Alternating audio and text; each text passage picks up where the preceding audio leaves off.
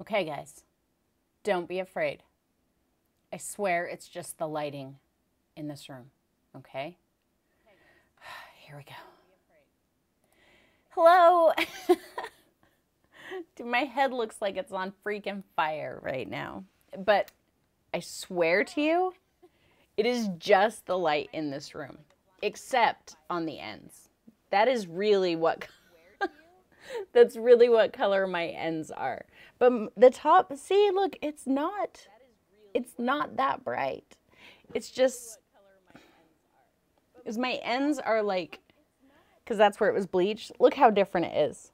So I promise the top is like way more brown than it looks in this. Yeah, that's pretty shocking. So I feel like I want to put it up in a ponytail because I don't want to look at it being all like, I feel like Ronald McDonald or something. But so I was really tired of looking like an old lady. Not that I think that anyone with gray hair looks like an old lady. I have friends my age who have just, their natural gray hair showing, and it looks wonderful on them. And that was kind of my inspiration for just letting my hair go and letting my natural gray show.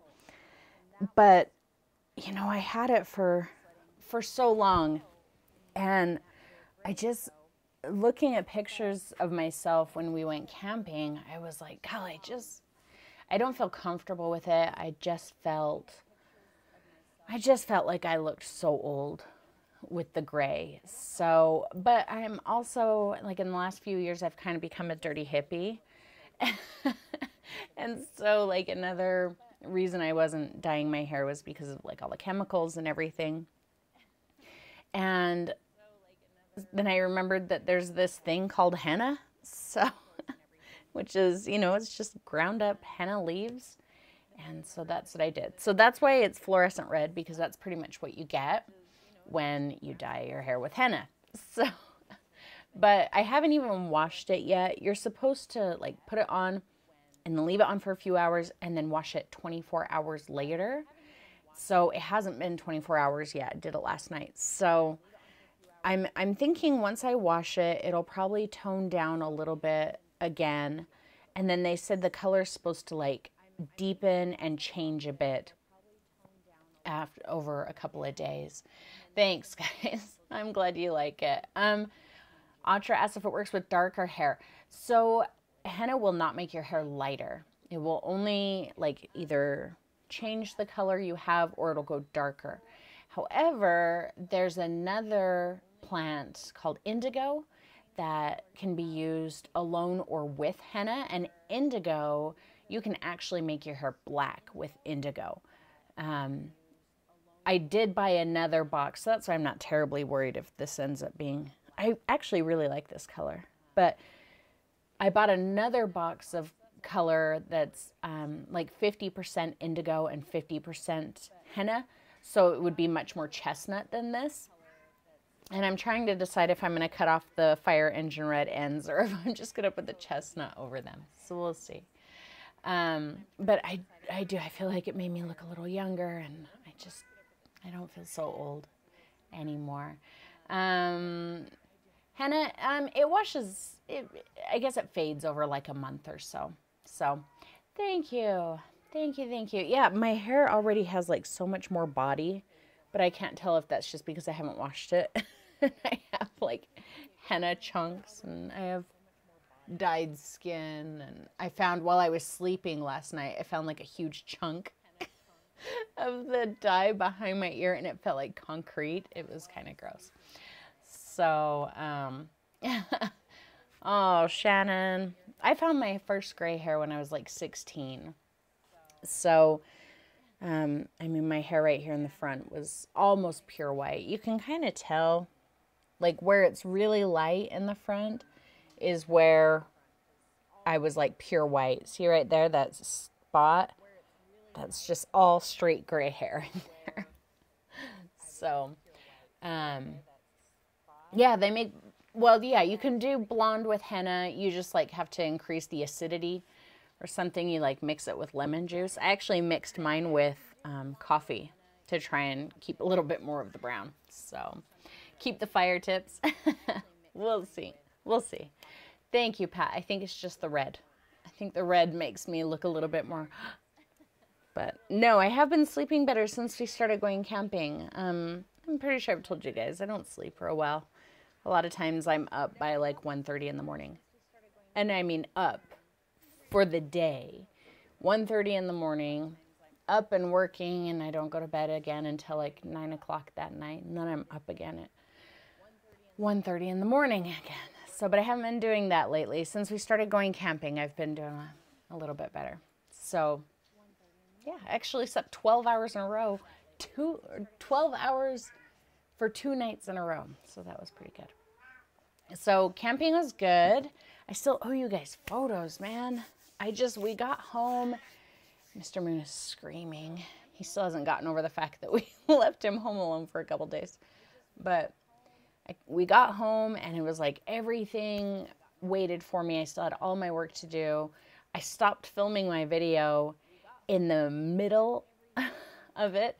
So I'm like filming my video and I'm all right, I'm gonna let this dry for 15, 20 minutes. And then we went camping and 6 days later, I came back and I was like, all right, so this is dry now. So, yeah, I finished recording Tuesday's video. I'm just finalizing the edit. So I should have it uploaded tonight, ready for our premiere on Tuesday. So that's exciting. I will have the PDF thing. I'll have the PDF for you guys. It's 4 photos. It's a fairly simple painting. So the PDF isn't very long, but yeah. So anyway, are you guys excited to be here today? I'm excited to be here today. I am all ready to do some painting. Woohoo! Here, let's give your eyeballs a break from my flaming red head. Mr. Moon said hello a few minutes ago. No kidding. He was in the kitchen and he was yelling like he does. And he's all, hello? Yeah, you. So, guys, what are we going to paint? There's a surreal painting in the background? Where? Yeah, I don't see anything here. Let's see. Oh, is it? Let's see. Is it this right here? This is like, it's a metal, it's a big sheet of metal from the trains. Yeah, he's talking about all kinds of things. It's a big sheet of metal from the trains. Those of you who were here, over a year now, almost 2 years ago now, the trains by us, we can sometimes get metal sheets. Anyway, this was painted by a youth artist in our local youth organization.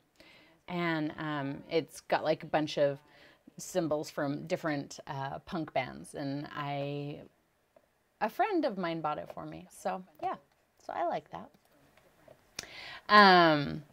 Hello, Chloe. Sorry, I forgot to throw that out there first. Thank you very much. All right. So what are we doing today, folks? I know, I left my paint over here. We probably need that, don't we? I know last time we did this, we had like so many ideas thrown out, and then I just kind of latched onto one, and I think 50% of you were like, sweet, and the other 50% of you were like, pfft. So the ones that you weren't terribly happy with what we ended up doing last week, give me your ideas. What are we doing this week? And for those of you who weren't here last week or just need a refresher, that's what we did. So what are we doing today? Tell me what type of a painting. Surrealism. Pat, you did the candle? Did you put it on Instagram? I want to see.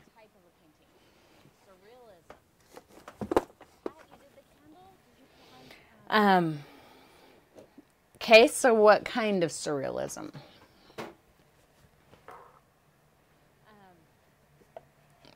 How come you don't picture yourself doing that yet, Jennifer? What's holding you back from it? Tell me. Let's talk about that. Yep. Oh, there. Thanks. Sorry, Atra. Thanks for letting me know. Gretchen, you're right. We did talk about an abstract portrait. I think that's what the other half were saying that they wanted was an abstract portrait. So maybe we'll stick with that. So guys, let me ask you a question. So what is your idea of surrealism? Let's talk about at least just a quick conversation. What is surrealism?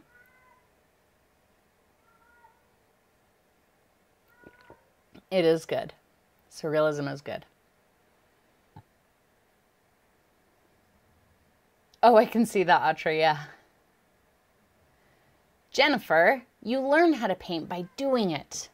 If that is appealing to you, just kind of scribbling until you see something and going with it, then girlfriend, you pick up a brush and you start doing it. That's the only way you're gonna do it. Surrealism is when something isn't quite right with the image, incongruity in normal scenes. Yeah. Pineapple with a cake center. Yep. The unexpected. Okay. I ask because I think that there's a lot of people who are kind of confused about what that is. Like, I've had people say, what's the difference between surrealism and impressionism? And they are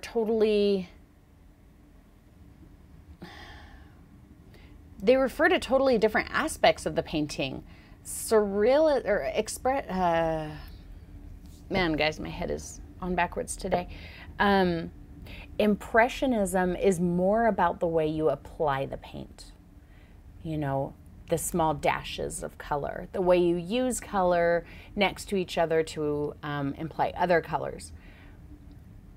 Surrealism is about the subject matter that you choose. So you can actually paint a surreal painting with impressionist techniques. You can have extremely realistic surrealism. You can have, you know, pencil sketch surrealism. So surrealism refers to the subject matter. So if we look at like Salvador Dali, kind of, you know, the great surrealist, and you see the elephants with the long, skinny legs with lots of joints, and clocks that are melting in the desert and things like that. Those are surrealist images. It doesn't matter how they were painted. It's the subject matter is surreal. So yeah, that's surrealism. Oh, that's really cool, Deb. I like that idea. I like that idea. I don't know that I've ever done any real surrealist type image. Well, I guess a little bit, like with my cliffs that kind of come out, like the haunted house that we did a couple years ago with the little pointy cliff that comes out and the house sitting on top of it. That's pretty surreal. That's not something that you would actually see in real life. I guess the gold tree would be sort of surrealist, but yeah. Oh, the Dali Museum. Oh, I want to go so bad. He's one of my very favorites. Hello, Kelly. Welcome. Thank you. So yeah, a surrealist landscape, and I'd have to put some thought into that. Deb, I want you to, and everybody kind of think of something for next time. Let's do a surrealist landscape next time. But I think that that's not something I would just be able to kind of pluck out of the air. But we can do that sometime, yeah. Let's plan on doing that sometime. Deb, I've actually been working on a painting similar to that too. I have another one that I was working on that was like a staircase. it was like a rocky staircase, but then I was like, people are going to think this is sad, that it's like, you know, talking about death and it's like ascending into heaven and all that. And that's not what it meant to me, but I did kind of put it away. I was like, I don't want people thinking I'm talking about death. That's not what I'm talking about. So, okay, let's go with an abstract portrait today, because that's what a lot of people wanted last time. So tell me, with an abstract portrait in mind, Jennifer, this one's for you, girlfriend. We are going to scribble this portrait in. I'm telling you. What color are we doing the underpainting for this abstract portrait? Just start throwing some colors out there.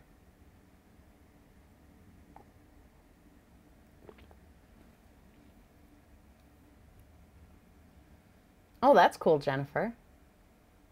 Orange, Atra says.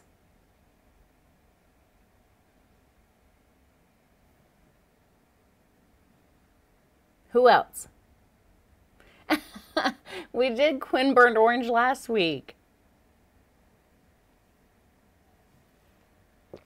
Sorry, guys, get my tea out of the way so I'm not like swallowing in your ear. Deep red, Payne's gray.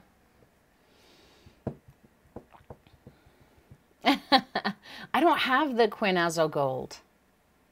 I need to go get some. I don't have any. Cad Red Deep. That could be... Use up my neon green. That could be fun for a portrait. The Cad Red Deep could be kind of difficult to paint over top of. Quinazo Gold. I guess I gotta go get some of that, huh? You guys, you're gonna make me go broke. I'll show you next week's painting in a few minutes, but yes, it does feature Quinn Burnt Orange. It's mixed, so it's not this color, you know, in its pure form. Do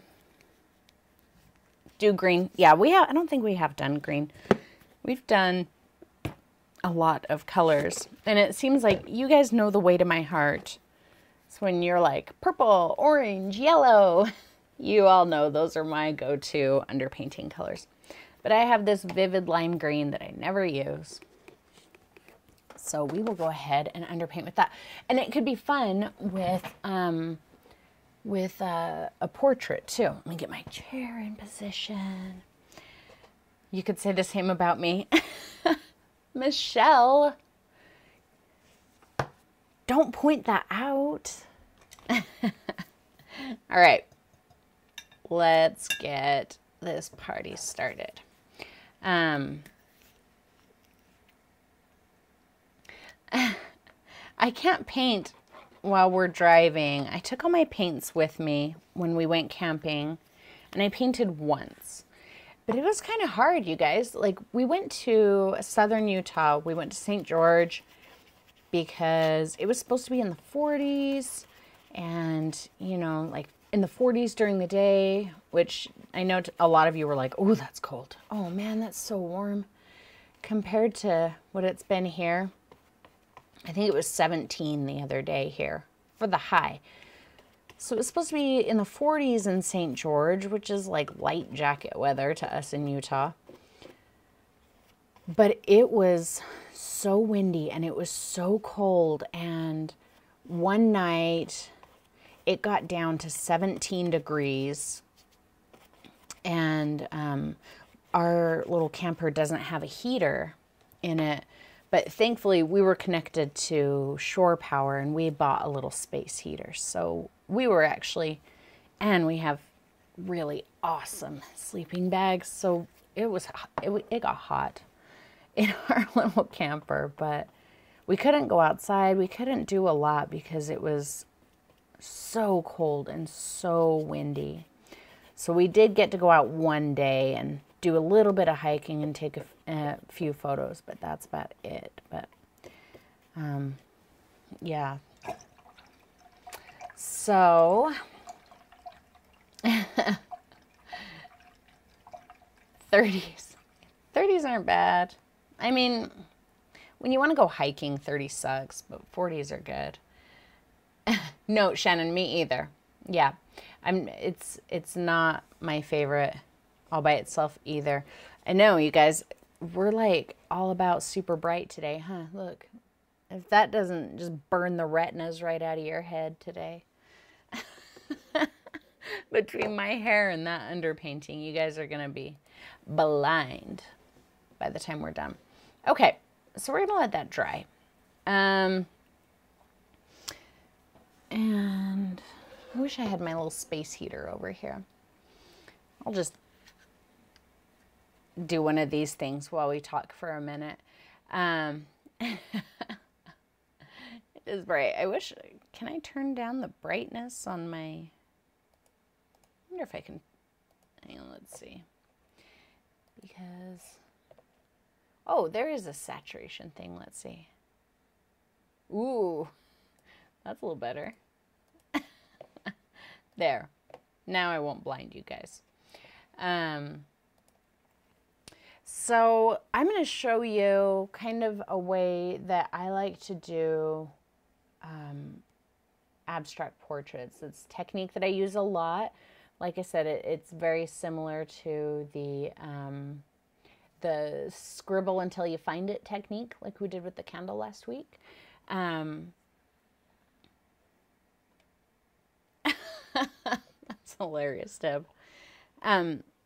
If you guys have ever heard of the artist, man, I can never remember exactly what her first name is. Hang on, let me find it.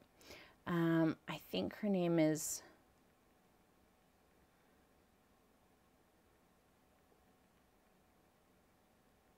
Hang on. Yeah, Martina Shapiro. If you guys have ever seen Martina Shapiro's art, let me...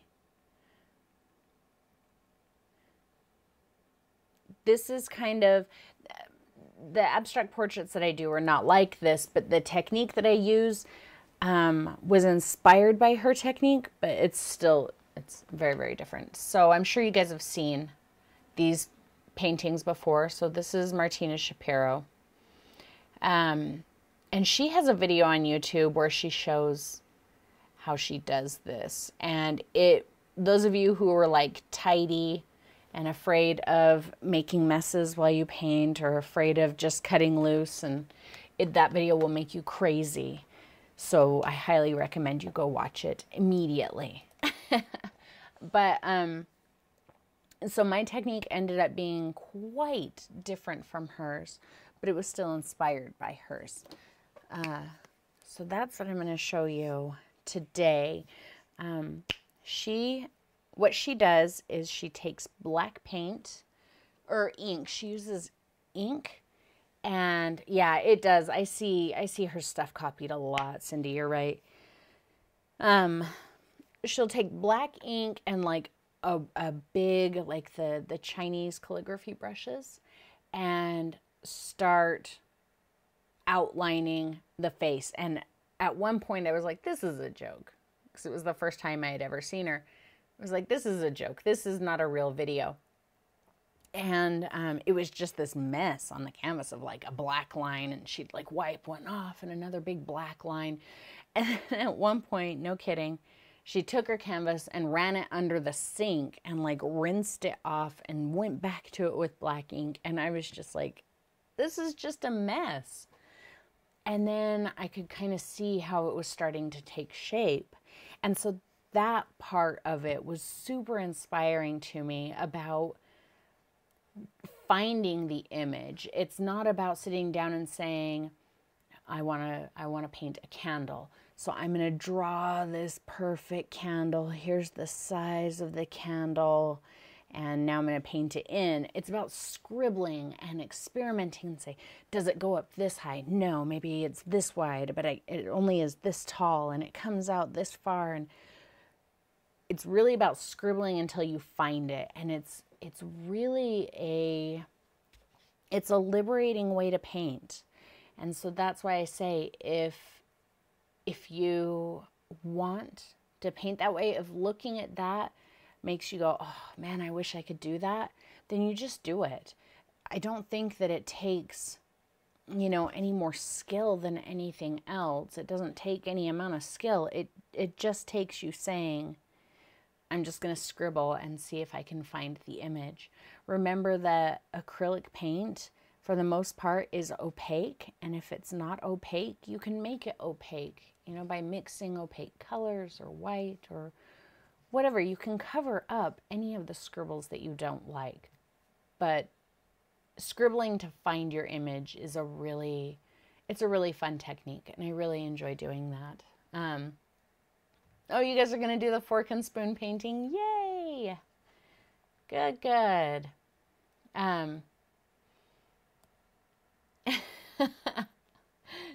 Kelly, you can use any color you want. Absolutely any color. This is not my favorite either. I have this tube of paint, but I never use it because I don't love it.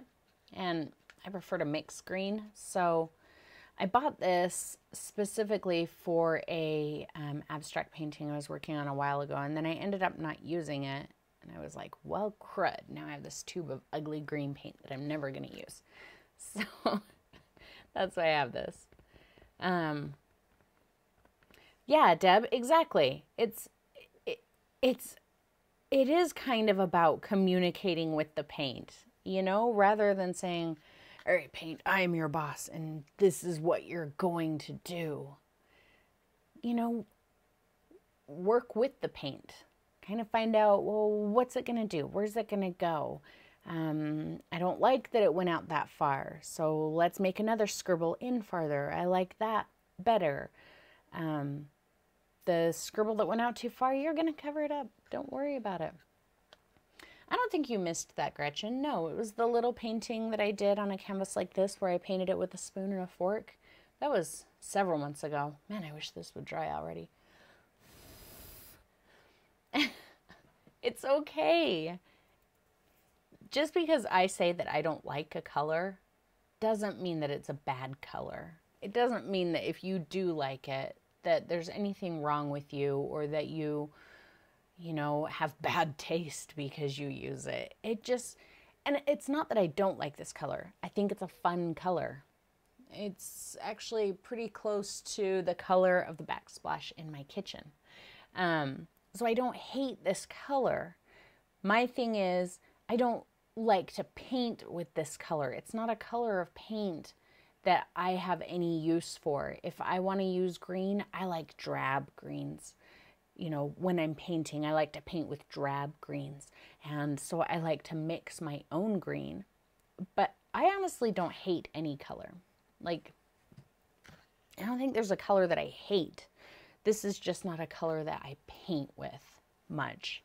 But even if I did hate it, it doesn't say anything about you, and you are still well within your right to love it and use it as much as you want, and I don't even think that you're bad or wrong for that. So, there. Drop of green and white to make parchment. Which green did you use, Pat? This green? Yes, Shannon, do it. Oh yeah, the Mars Black and Cad Yellow Medium, or Cad Yellow Light. That is one of my favorite greens. It is. Another one of my favorite greens is, it's one of my new favorites, is Ultramarine and Yellow Oxide. See, when I paint with green, I like that drab green. Really? Interesting, Pat. Ooh, Jennifer, I want to see that. Yeah, Cad Yellow and Phthalo Green will get you a nice bright green. Very, very bright pop green. Very similar to this. Go Cad Yellow Light and Phthalo Green. You'll get a very bright one. Okay, I think that's still a little wet, but you know what? In the interest of not making you sit here all day and be bored, let's just get started. That's okay if it's still a little bit wet. Oh, do you guys want to see my 10-minute study that I did while we were camping? So I just kind of looked out the window of our camper and I painted this in about, it might have been 15 minutes. And then I was like, okay, we need to do something else because it's cold in here. And I just painted it on a piece of cardboard, but it was fun. So I did this. It was probably 10 minutes. I did, whoa, you can't see that, can you? You can't see that. Let's go here. Let's see if you can see it there. I can upload it to you. So there's my little red rock, because we were surrounded by red rock, you know, where we were. So I painted that on a piece of cardboard in a few minutes. But I think, because I took a lot of photos, so we'll do some red rock painting soon. Okay, let's do this thing. So I am going to use, of course, my scrubby number 8 filbert.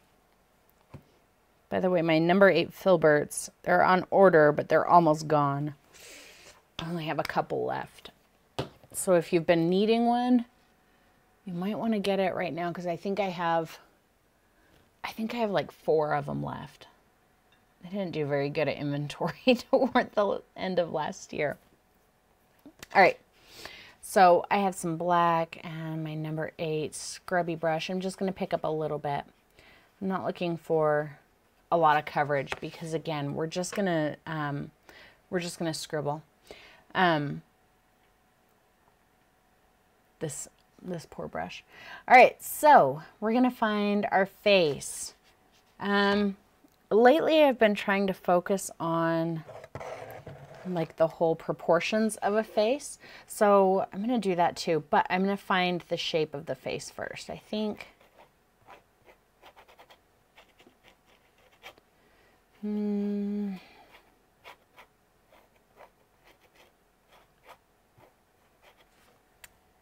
Oh, I don't like painting on that while it's wet. That's all right.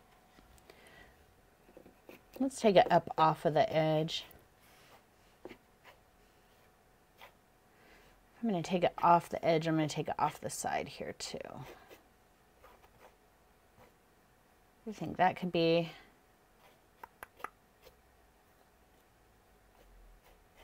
I don't think that's a bad face shape. So kind of I'm seeing the top of the head here, the top back. This will be the sides. Maybe there's an ear in here somewhere, maybe. This would be like jawline, chin. So their face is kind of turned to the side. So if you're not real familiar with,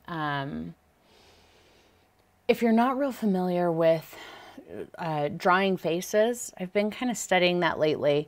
And one thing you want to do, what I do, is determine where the center of the face is first, because it's easy to say, I need eyes, and to kind of put the eyes right up here.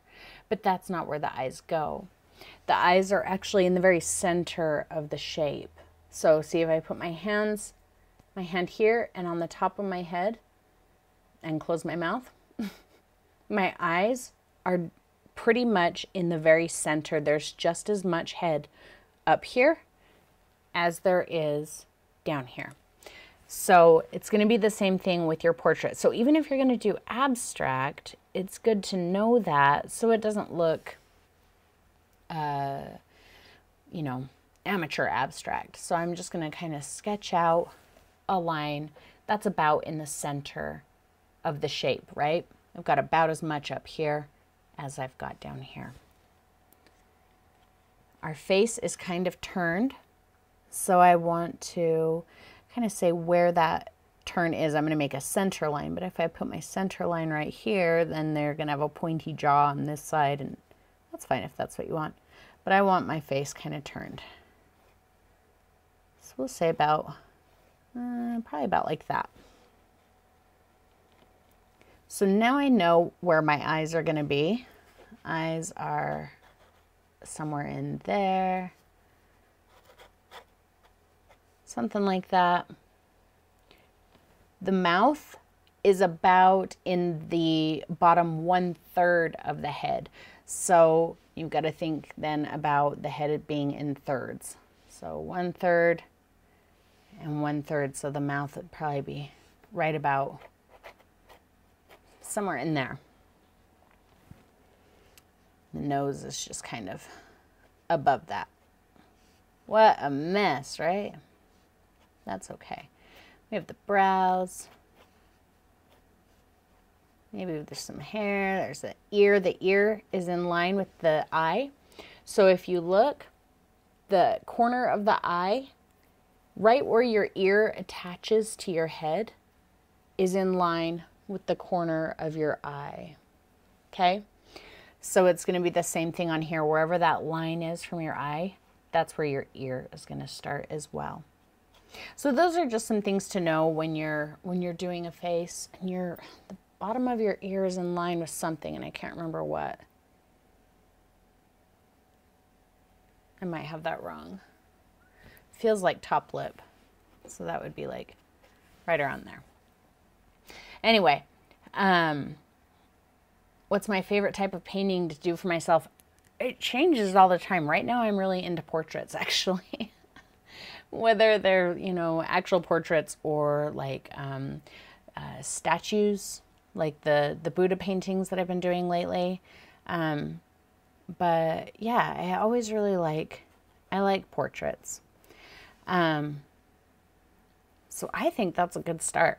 See how I just scribbled that out?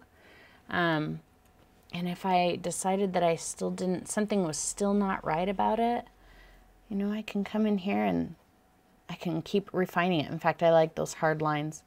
Let's do that.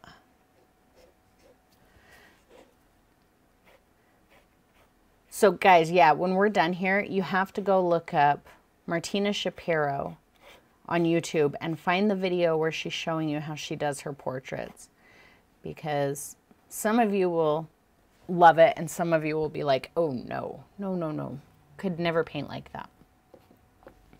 There's an eyebrow, there's an eyebrow. The mouth comes to the corner or to the center of the eye. So if I'm looking straight ahead, and a lot of this I know from when I took cosmetology, when I was going through cosmetology school. If you look straight ahead, the center of your pupil is directly over the corner of your mouth. So these are things that are good to know when you're doing portraits. How far back does the mouth go? Well, where's the center of the eye? That's where it would go. There's a Ganesha on Pixabay that matches my Buddha. Jennifer, what? Can you send me that link?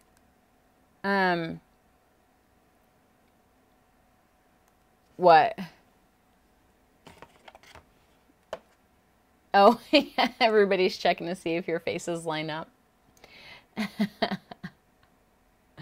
That's hilarious. Well, even I did it. I was like, somewhere, yeah, somewhere there.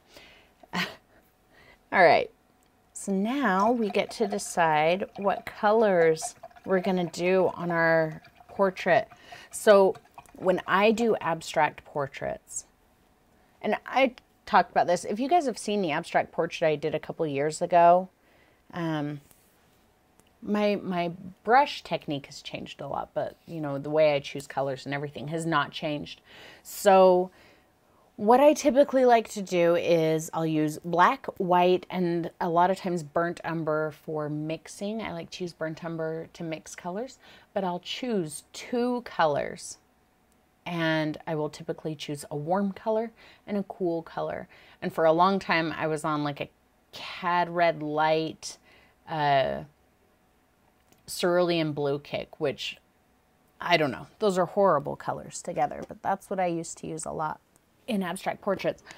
So give me 2 colors. Give me a warm color and a cool color.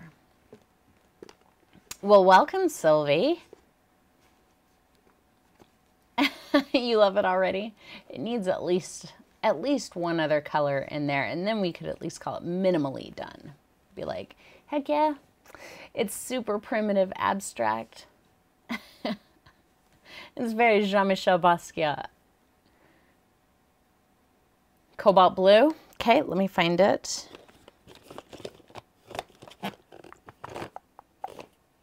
Cobalt's a dark color for a portrait. I think it'll work though. I'm not saying it doesn't work. I'm just saying it is darker than I typically use. That's all right, Sylvie. You can see the first part of it. I just gapped a lot. What else? I got cobalt blue. I need a warm color.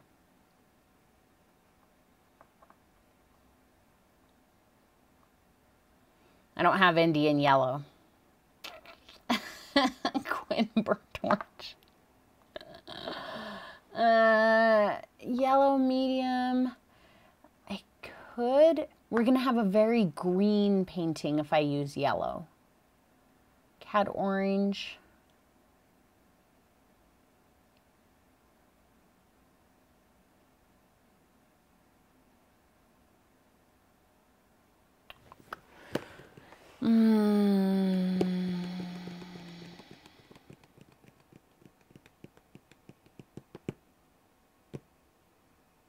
Zombie.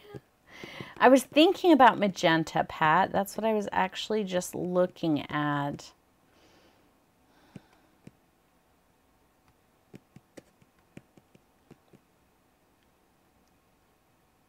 Yes, Kelly, I love to hear that. I'm not sure what vermilion is. Like, I know it's a red-orange color, but no, I don't have it. Something in a red. How about we go...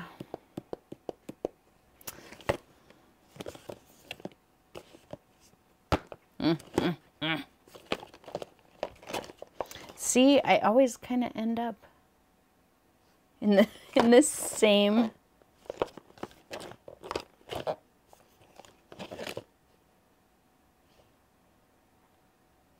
the same kind of color family.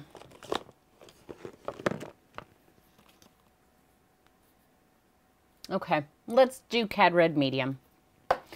But we've got it make it's similar to my old color palette for abstract portraits, except we're using cobalt blue, so that's good.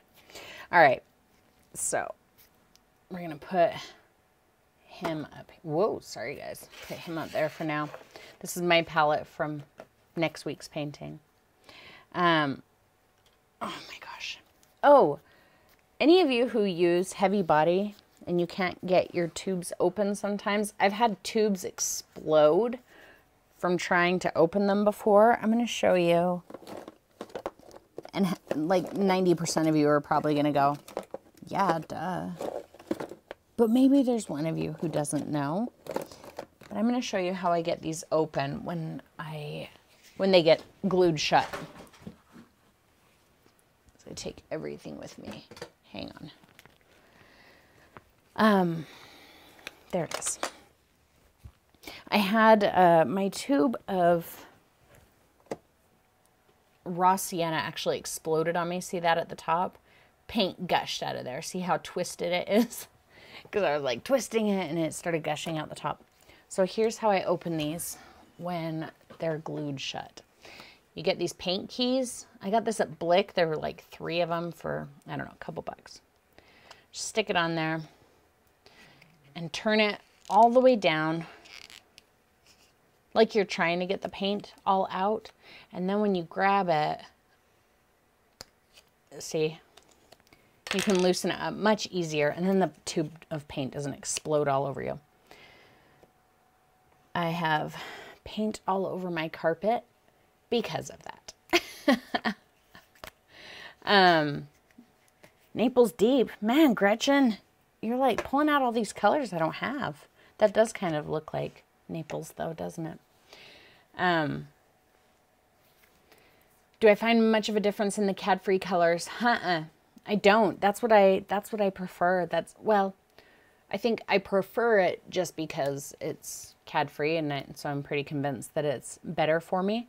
But when I buy, even if I've got all of the CADs available to me, I buy the CAD-free. All right, so we have Cobalt, Cad Red Medium, and I actually don't know if this is the Cad Free or the cadmium one. This is one of the ones that Liquitex sent me when I did that Cad Free video. So they sent me two, you know, one Cad Free and one cadmium.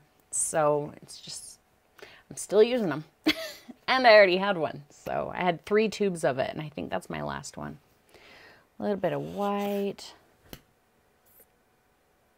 I have some black over there.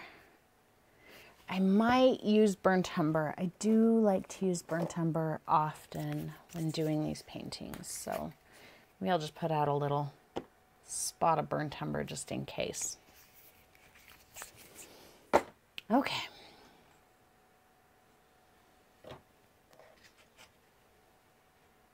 Yeah, Pat, you could roll it on a pencil. Sure. I didn't actually think of that. So I think that that's very smart of you to come up with that. I'm actually pretty impressed with myself that let me get this microphone somewhere so I don't drag it onto the floor again. I was actually pretty impressed with myself for coming up with that with the key. What? I'm being cocky? Oh, he's calling me cocky. He's so mean. Okay. Another thing that I like to do is decide on what is going to be in shadow and what is going to be like taking direct light. And it really doesn't matter because this is an abstract painting. So what I don't want you guys to do is get hung up on light source. You know, light source is kind of a confusing thing for a lot of people.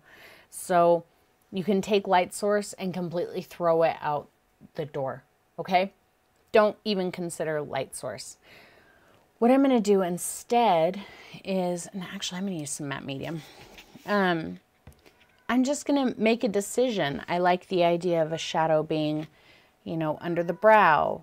Maybe a highlight on the cheek, just wherever you think you would like to see highlight and shadow. That's where you should put it. And nobody can tell you that your light source is wrong because it's an abstract painting and they can just shut up if they're going to be rude to you like that, right? I think so. Okay, I'm going to get some matte medium. I'm going to start with some blue. So just pull some cobalt out. Maybe I'll mix just a poke of black in there just to change it a little bit. A little bit of brown. And a lot of times when I paint like this, I don't clean off my brush. I'll do the entire painting without cleaning off my brush. So I'm just going to kind of start swiping it in there. I'm not worried about where the eye is. I'm just laying in my shadows. I feel like my shadow is right there along the jaw.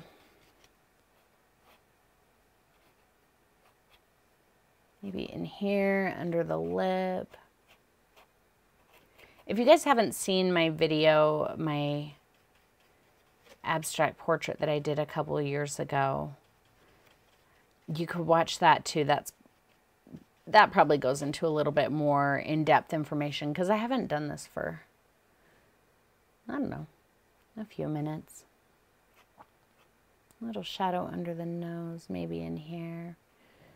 I'm just kind of feeling it. And I'm not worried about if I get, you know, color somewhere that I don't want it because anything can be changed, right? Just gonna throw a little of that color up there. And let's go into some highlight color.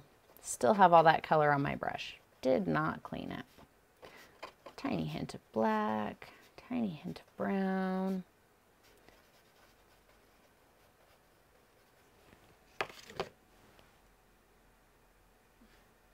Oh, I forgot to tell him you said hi. I'll tell him. He might be lurking in chat. He asks me for the link sometimes, and then sometimes he comes and sometimes he doesn't. But sometimes he does and he doesn't tell us. Oh, look at that. That guy's looking terrifying, isn't he? Little highlight there under the eye. What is really appealing to me about painting portraits like this, though, is just, you know, being free about it, not having expectations. You know, a little highlight there on the chin. See, because I didn't let that green dry, my canvas is showing through.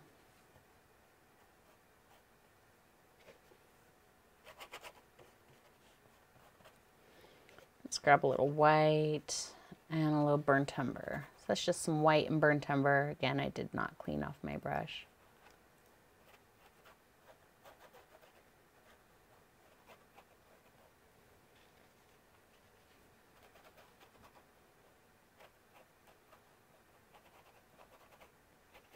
There's not a lot of thought going into what I'm doing right here, guys. So I promise I'm not just being quiet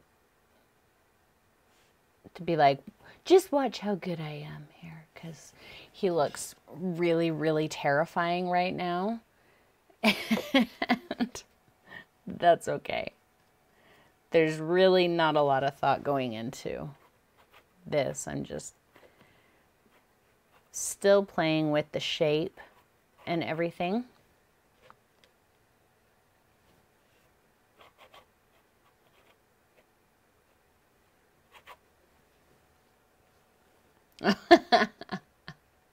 I thought he was probably there lurking. No, he does not dance. We do not let him dance. It has done its job, Shannon, and it has years left. Years of life left in it. Can you see how... Come on, camera. Look at that poor dude. Love him. Oh, yeah, it does kind of look like a female right now. Ooh, Jennifer, that's a good way to look at it. I'm adding the veins and arteries right now, and Mr. Moon is, of course, screaming his guts out. As if we're not home. He was so mad when we got home. I went to unlock the door and I could hear him start screaming on the other side of the door. He'll get over it. I just picked up a little more blue and black.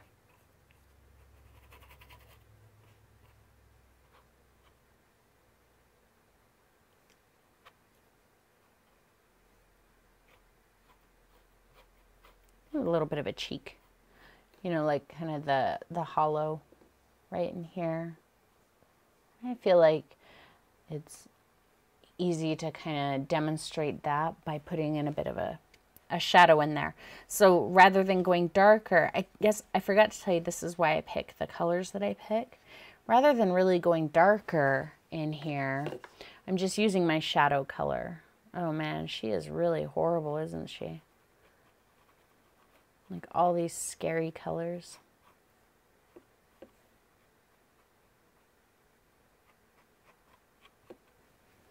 Let's get some red, some white, but not pink. I don't want pink. She's got enough pink going on in here.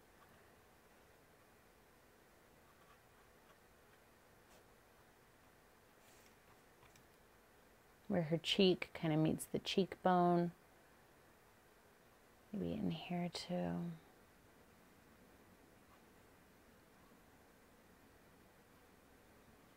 There.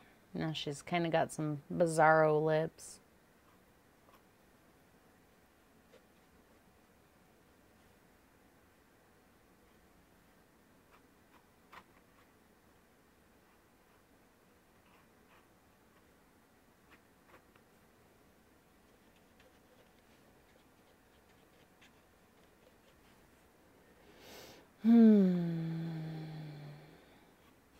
Oh, we got to put her neck in.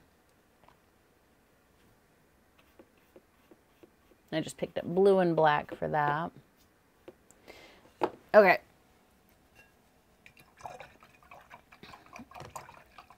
Nice. She's very alien-like. Yep. An old Hollywood alien. Oh, Carrie, I love that. I love Angelica Houston.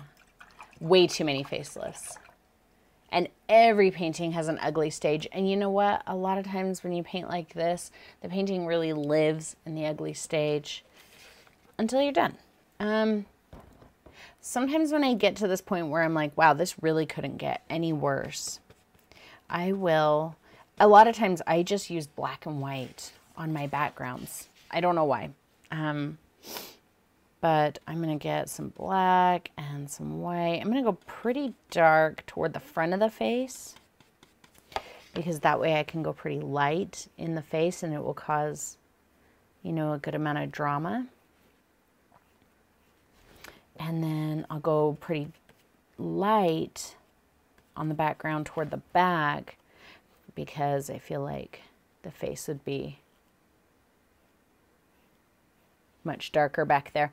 And now I can kind of cut in here and say, oh, that cheekbone got way out of control, and just cover it up. Cover it up entirely.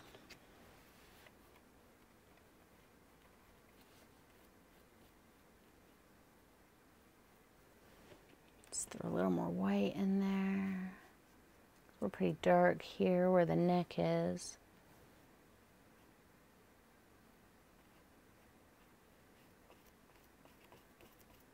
Just picking up white.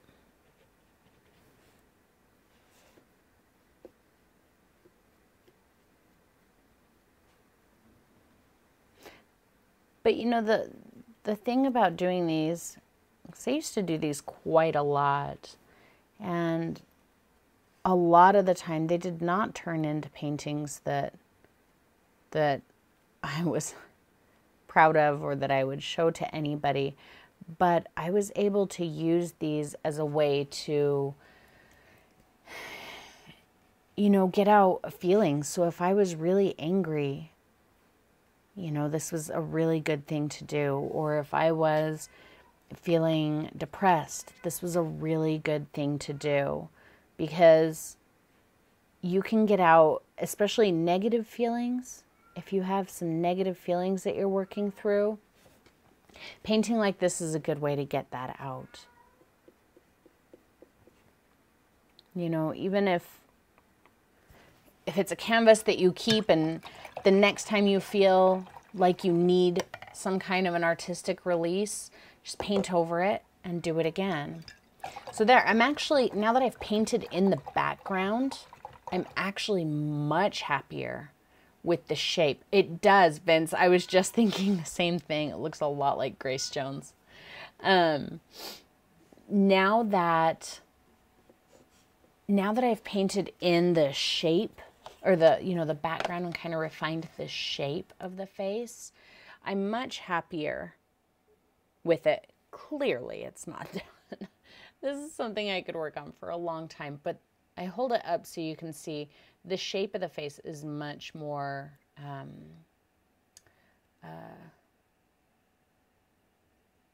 refined now.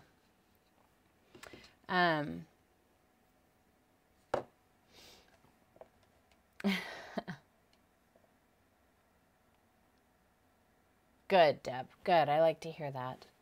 So let's actually let her dry for a few minutes. This is all just kind of the underlayment, right? I would never give this to somebody and be like, I painted this for you. Merry Christmas. They'd be like, terrifying, like your fluorescent red hair. Thank you, Pat. And you know what? It really is the process of doing this that's the satisfying part. It really is. You know, cutting loose and being like, I just want to see an embodiment of the way that I feel right now. And especially when you're dealing with negative emotions aren't necessarily pretty right? Or proportionate or attractive in any way. And if that's what you're feeding the canvas is negative emotions, then there's really no reason to judge your painting and be like, well, this looks like crap. Well, the way that I feel right now is crappy, so it's okay that my painting looks like that, right? I made you snort. Good. My job here's done. I'm actually quite happy with how she's turning out, and something I really want to do, and I don't know if we have time for. Oh, another thing about the abstract portraits that I do, they're almost always bald. Why? I don't know. That's not on purpose. Maybe it's just because painting hair is too much effort. And I don't want to make it look like, you know, like just hair. I don't know. But they are almost always bald.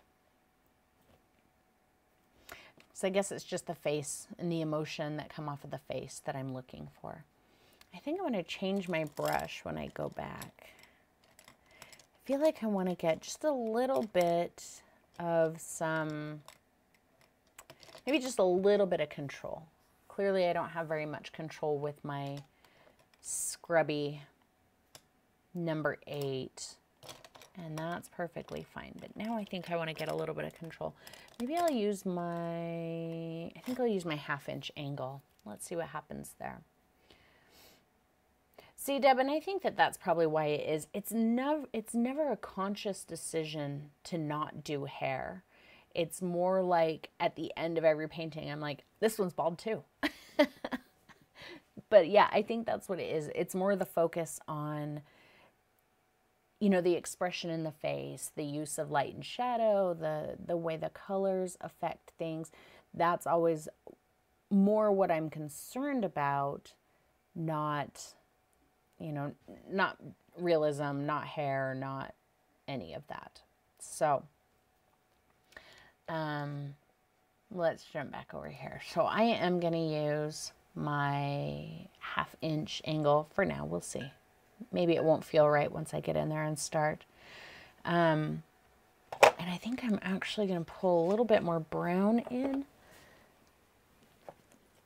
Maybe start working ever so slightly more realistic in the colors. The underpainting with the bright red and the blue is great, but I also don't want people to feel like they just got off of a really horrible roller coaster when they look at her. Also, most of my abstract portraits end up appearing male, which is, again, not a conscious decision. I think it's just the way it happens, and this one just happened to appear female. So, but who knows? We'll see what happens as she develops. So again, I'm going to jump into my shadow colors. So a little bit of blue, matte medium, not a lot of blue. I think I'm going to grab a little black, a little burnt umber. So that's just a nice dark color. And let's give her just a little bit more time and attention in how we apply the paint. In fact, I think I'm pretty much, I think for the most part, I'm going to watch in the camera rather than looking directly at her, because I see things different when I paint like this. If you have the ability to, you know, set something up so that you're not looking directly at your painting as you're doing it, try it. You know, if you've got like a little video camera, hook it up to a TV or your computer or, you know, something. Try that and see what you think. Nice and dark in here. I am gonna slant that just a bit. I'll pull the neck forward Just a little bit. Whoa, maybe not that much more.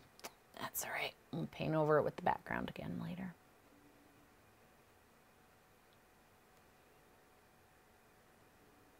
It is her awesome eyeshadow that's making her look ladylike, isn't it? Her bright blue eyeshadow. Where did her chin go, man? Her chin like disappeared. I gotta paint her chin back in. There we go. Whoa, now she's got like a wizard beard. That's cool. Maybe she's a wizard. I think I'm gonna go, I want her head to be quite dark right here. It's facing away from us. Maybe I'll make the background there lighter later, but for now, I've decided I want shadow. And maybe her head just blends in with the background. That's okay too.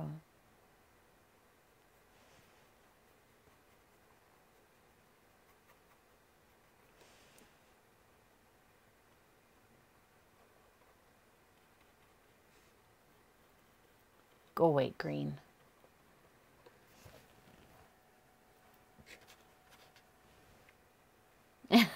She's a little bit Angelina Jolie.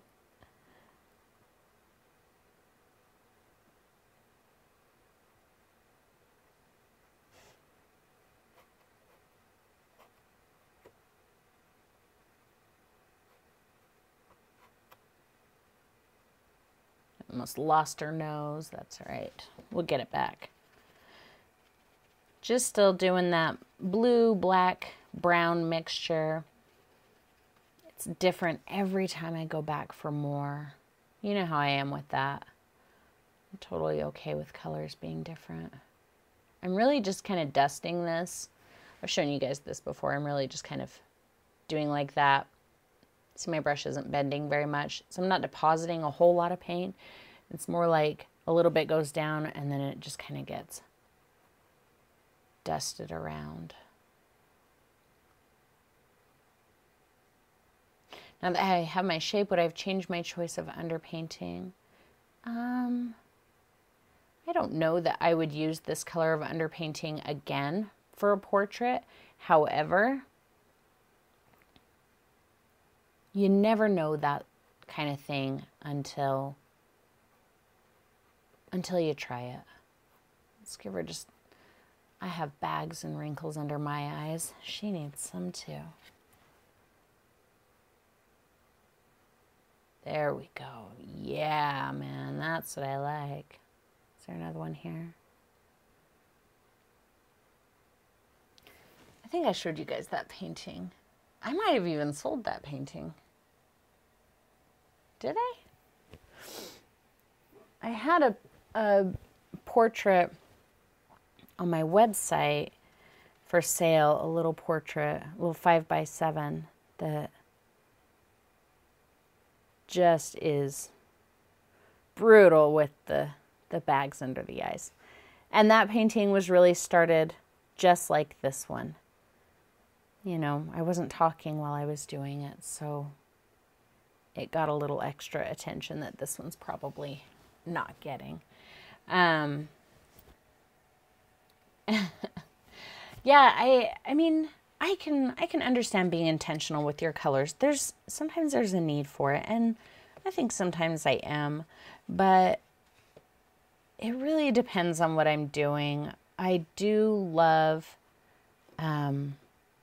just kind of feeling colors. I think that it's enough to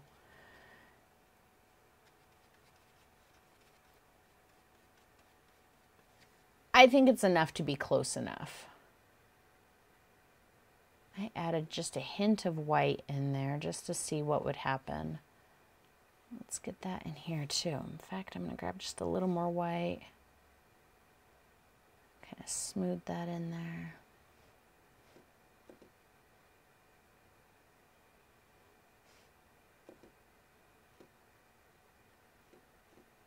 There we go.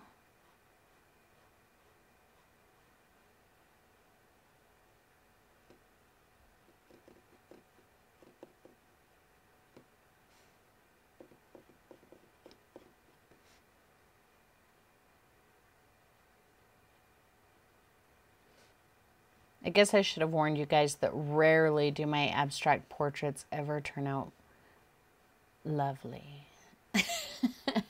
They're always kind of scary.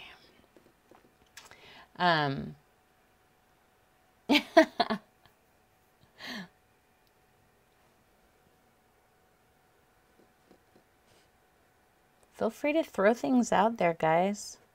Ask questions, give suggestions. I'm still open to suggestions. I picked up a little hint of red in there. Let's just throw a little spot of red, because that's our highlight color, right? Hey Vince, if you're still listening, did I sell that little portrait, that little 5x7 abstract portrait? Or is it still back there with you? He knows. He's got all that stuff going on back there. I have no idea what I have and haven't sold. Let's redefine the nose because I kind of lost it. So this is just a little of that red-white mixture. I'm going to throw some brown in there too. It's just kind of the bridge of the nose.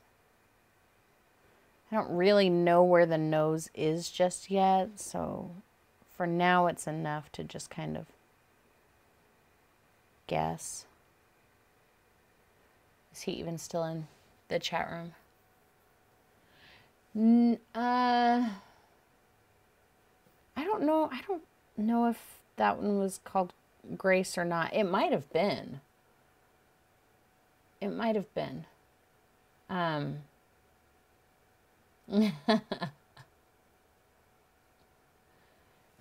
on one second. I'm going to mute you because I don't want to scream in your face. And Vince is apparently not listening, so hang on.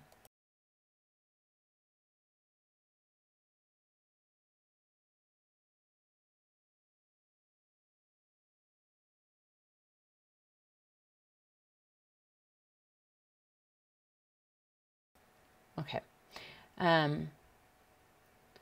The chin changed the gender for you. Well, and it's coming out way too far. I'll fix that.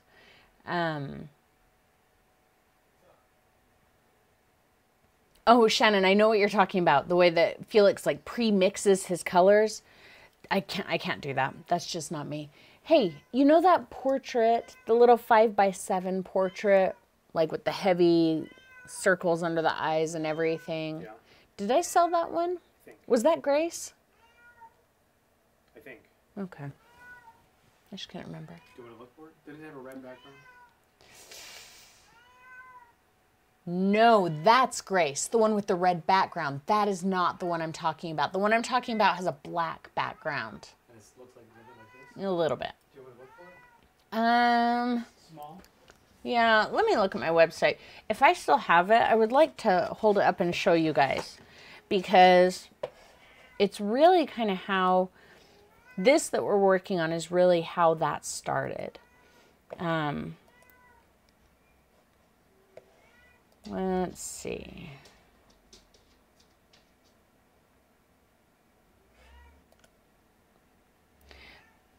Sorry guys, this is probably going to be super boring watching me shop on my own website. Oh, nope, there it is. It is not sold. It is called Untitled. I'll send a link. I'm not sending a link to you guys because I want somebody to go buy it. I'm sending a link to you because it's relevant to what we're talking about. Okay, so that's the one that I'm talking about. Oh, apparently I can't even post links to my own website in my own chat room. So whatever. It is still back there, so maybe he'll bring it to me. You've tried a portrait, you're never satisfied with the result, Sylvie? For me, that's how I have to do it. I have to not care.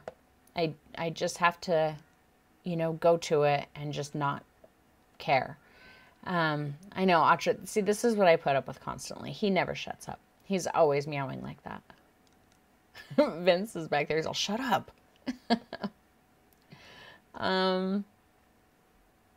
Aw, Kelly, you're so sweet. Yeah, we still have it, so it should be back there. Seriously? Yeah, it's this one. You see it? Right here? See that, yeah. I thought we saw that one. It's in the 5x7s. It's just a little one. I can't even find the 5x7. There's, they're on the west wall in your... Which way is west? Oh, never mind. It doesn't matter, Vince. It's fine. Which one is west? He asks.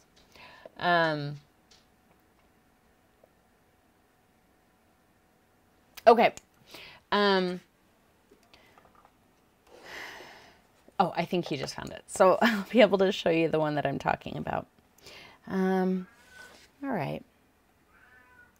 So still just feeling where everything goes. When you paint like this, guys, don't be afraid to put layer over layer. You know, if you do something that you put a color somewhere and you're like, that is not the right color, just let it dry and come back to it. The more layers you add, the more depth I feel like you'll build. I still have not cleaned off my brush, so that had a little bit of everything, but I did add just a little hint of the blue into it. I can kind of start to see it coming together. Did you find it? Yeah. Oh. It was at the very bottom of the stack. It was at the very bottom of the The stack. very bottom one. All right, so this is the one that I'm talking about that is, it started out just like this one. So it's, let's see, I'll go back over here. You know, I had my cool and my warm color. What color was my underpainting here? I think my underpainting was ultramarine. I kind of went through an ultramarine phase.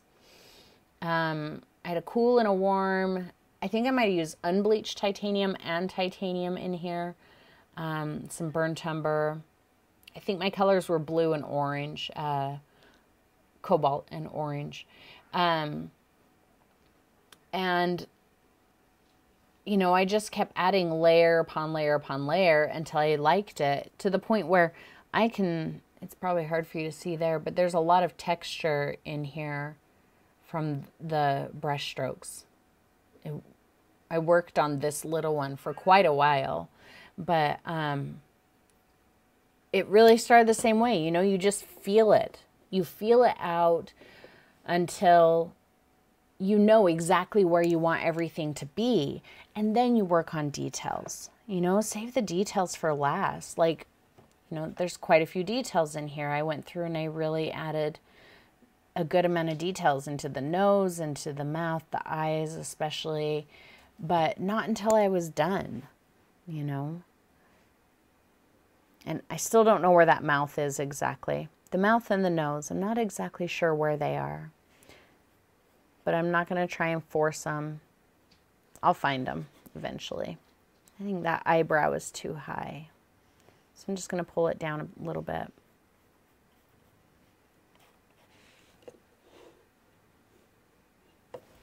Let's get a little more white, maybe some more brown, a little bit of black. Just get kind of a neutrally brownish gray color. Mr. Moon is quiet right now because Olaf's letting him rub against his face. As soon as Olaf moves away, Mr. Moon will follow him around the house, meowing at him again. That's usually who Moon is meowing at, is Olaf. It's mostly like, hold still, bro. I'm going to come rub on your face.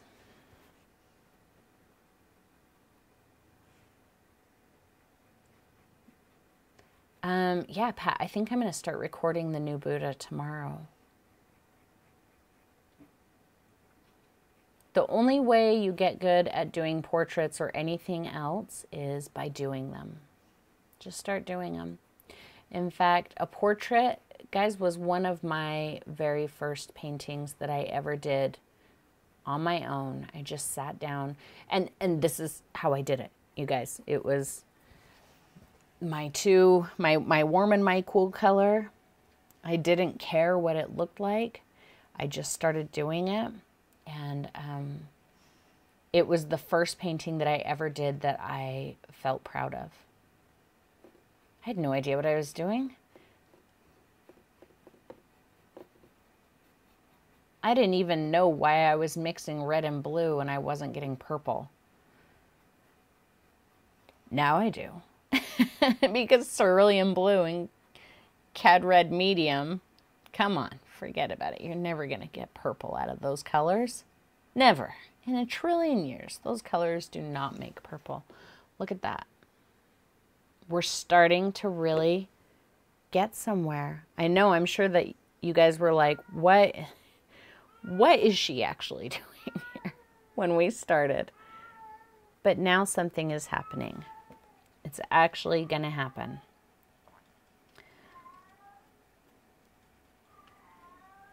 Cat. So to all the people when Mr. Moon was at the studio who said, he sounds lonely. I told you he wasn't lonely.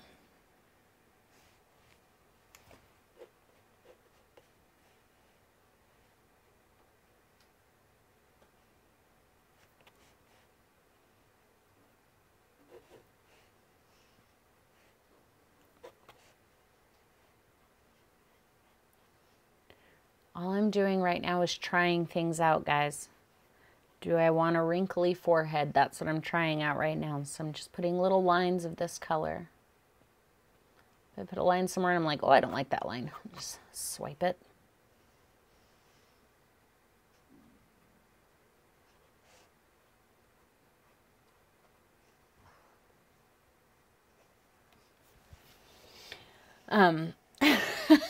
Sorry, Cindy.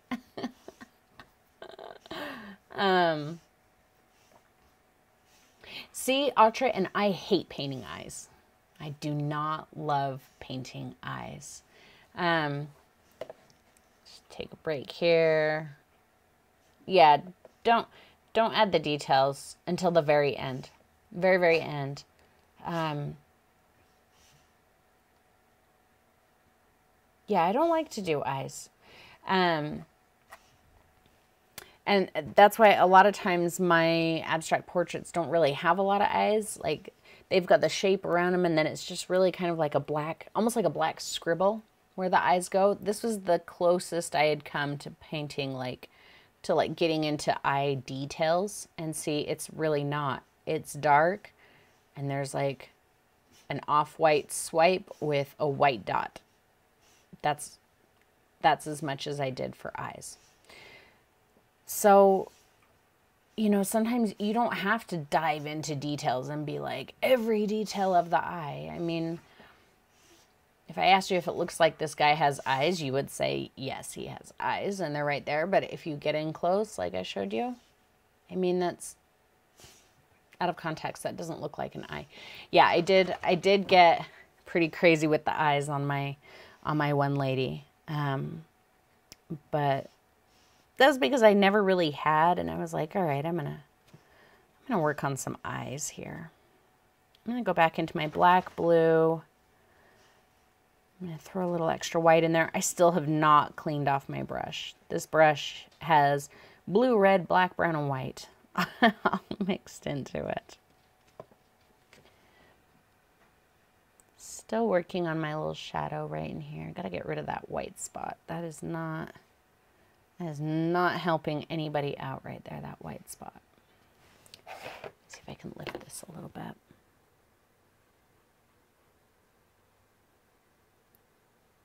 Pay attention to where your soft and your hard lines are. Those are going to be really helpful to you. I want these to seem like bags under his eyes. So if I want him to seem like bags under his eyes, one way I can do that is by having a super crisp line on the bottom of the shape. See how I'm making sure that white line is very crisp right there? But up above it, it's got a very soft line. But then again, like, you know, somewhere in here, I might crisp that up. So I've got, you know, another one. And I think that it's really fun. It's not something that I did in my first couple of abstract portraits. But I think it's really fun to, you know, focus on things like that. Focus on where's a hard line? What does that hard line say? Does it say that we're moving into, you know, a different section of the face? Or, you know, like right here where my nose is not very defined, but I'm going to get that nose to stand apart more, by having, you know, quite a bit of contrast, both in color and value, but also by having a crisp line. The crisper the line is, the more that piece is going to stand out.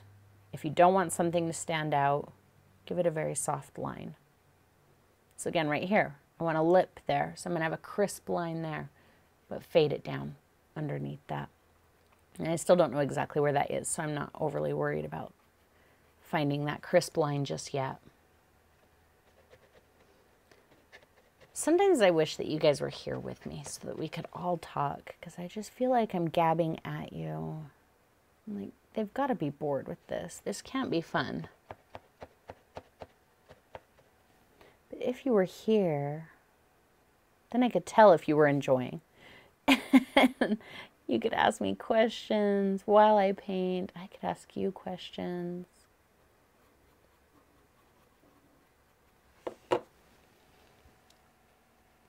Yeah. It does really kind of, it's starting to look like an old hag, huh? Let's maybe, I'm going to move to a different brush. Good, guys. I'm glad you're enjoying it. And you know, you're talking at me. Thanks, Carrie. Oh, Carrie, I have not forgotten. Well, I did forget about you, but I haven't forgotten about you. I apologize. Thank you for being patient with me. I'm going to move to a different brush because I'm starting to feel, and I don't know how to explain this feeling to you, you guys. It's just a decision that you make at some point. At some point you decide, okay, I'm done laying in and blocking in. I'm ready to start finding details. And I feel like I might be ready to start finding details. Now, I could hunt out these details for hours and hours until I end up with something like this. But we don't really have that kind of time. So he's not going to end up being quite that detailed. I'm going to go to my number 5 round.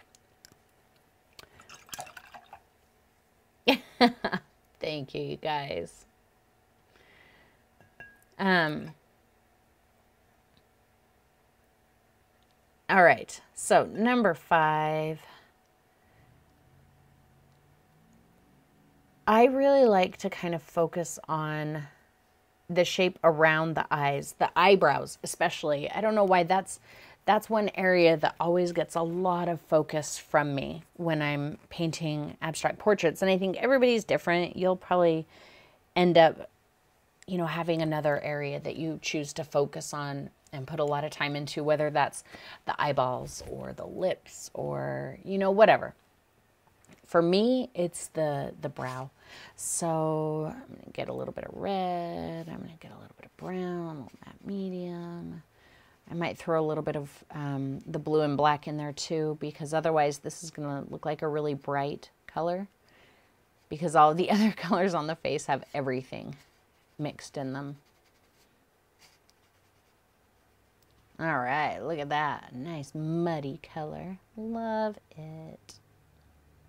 Because remember, sometimes mud is exactly what you need. It's exactly the color you need. So,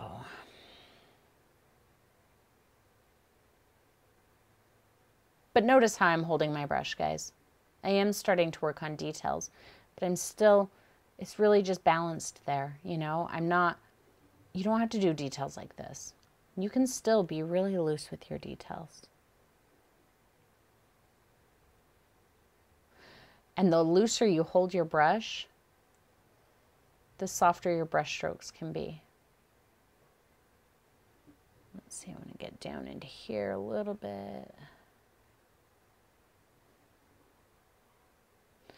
Just kind of defining this shape right here. Because like I said, the eyebrows down into the nose, For some reason, that's my jam. A little bit more white.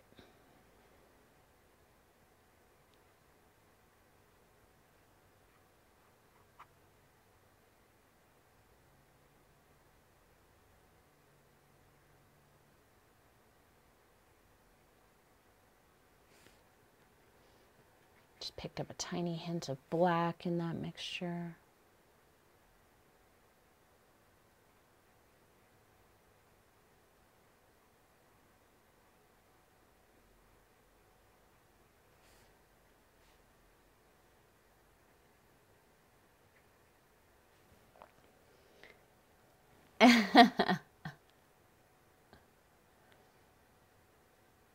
Oh, are we gonna start singing the retreat song again? You guys. Who knows? Who knows what'll happen this summer? Maybe I'll start camping every single week, because even though it's been so cold, the last thing I want to do is come home when we've been out camping. I just want to stay. I just want to keep camping, man. And so who knows? Maybe we'll spend all summer out on the road. We'll see. The eyebrow is fighting me. I don't think it's because I'm not looking at it. Although I guess it could be. Oh, look, there we go. A little bit of a lighter color right there in the nose. And now the nose is kind of standing up off of the canvas more than it was. We've got another nostril over here somewhere. Let's just make believe that we can see that.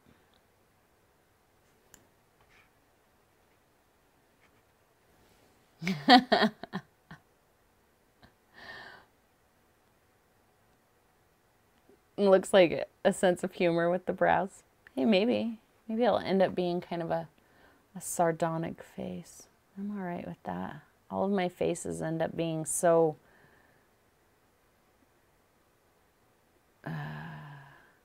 dour. It would be nice to end up with one that's a little less brutal.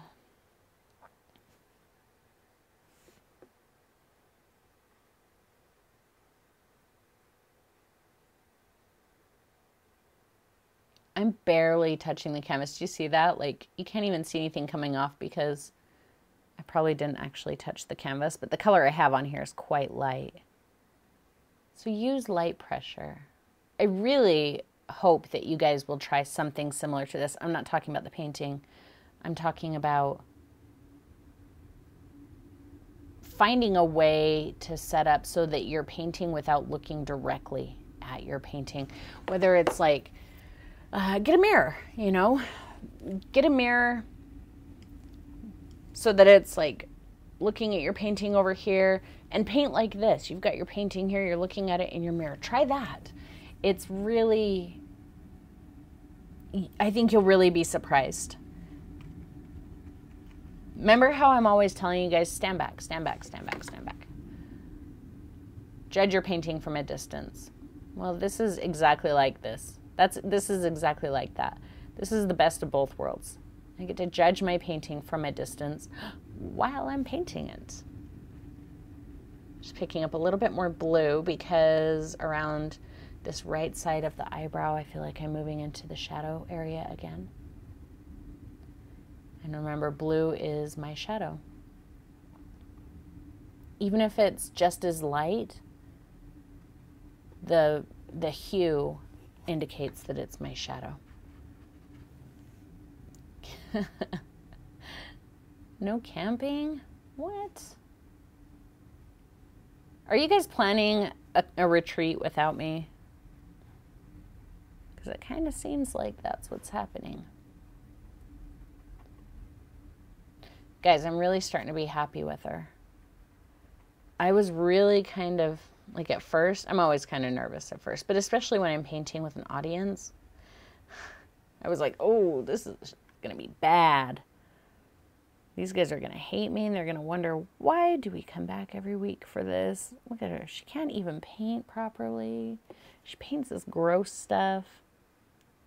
But now I'm starting to be much happier with her. Smooth that into that wrinkle. We'll have a hard line there.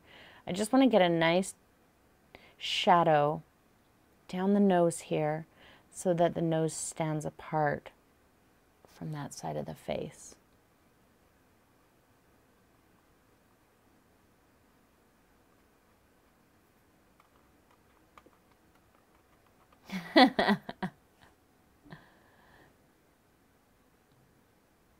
Yeah.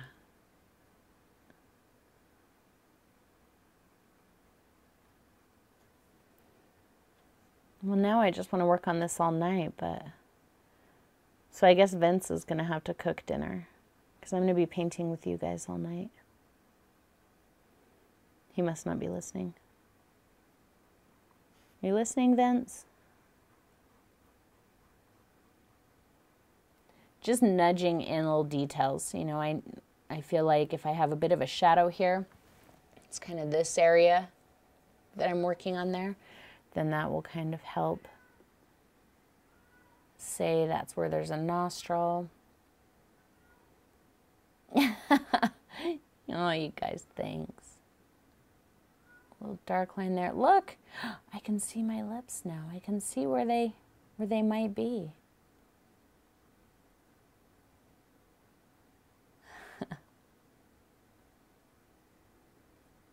Yeah, Deb, I get it.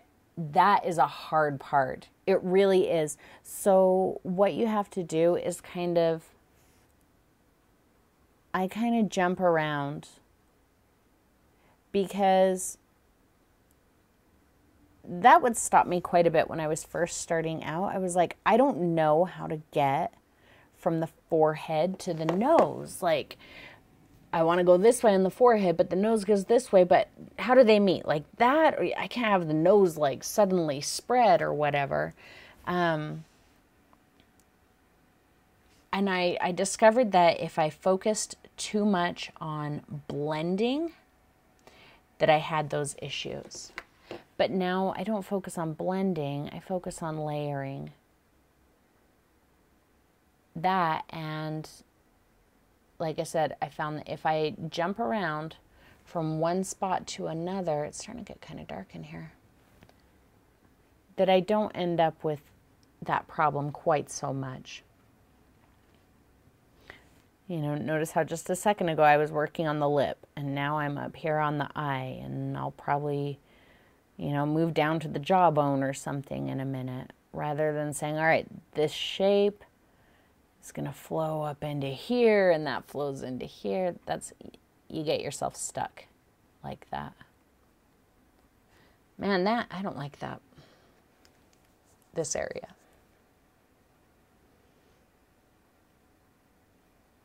Needs to be darker. Let's really give her some hollow looking cheeks in here. And it's these short little brush strokes. Like I said, don't blend. Blending is how I found myself getting really, really lost in how to get from, you know, one section to the next.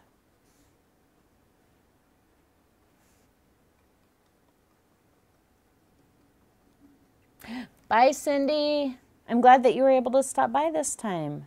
Hopefully you can make it next time too.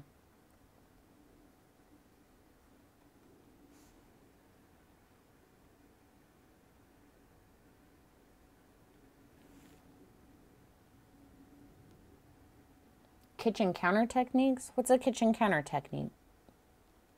Is that something I made up and now I forgot about it? Or is that something I've never heard of? Matte medium also helps, guys. Because, you know, especially like right here, this is all dry. And so if I just take my color without matte medium, then I'm just covering it up, or else I'm getting canvas texture. But all I'm picking up right now is matte medium. I'm not picking up any paint.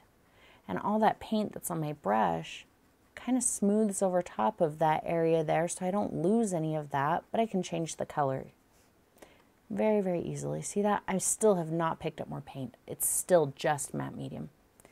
Just matte medium. And now I can still see a bit of that green throughout, but it's not bothering me like it was. Let's take a break. I have to break every once in a while, or else I get, I find that if I don't take breaks every 20, 30 minutes from painting, that I start messing things up. So let's chat for a minute. I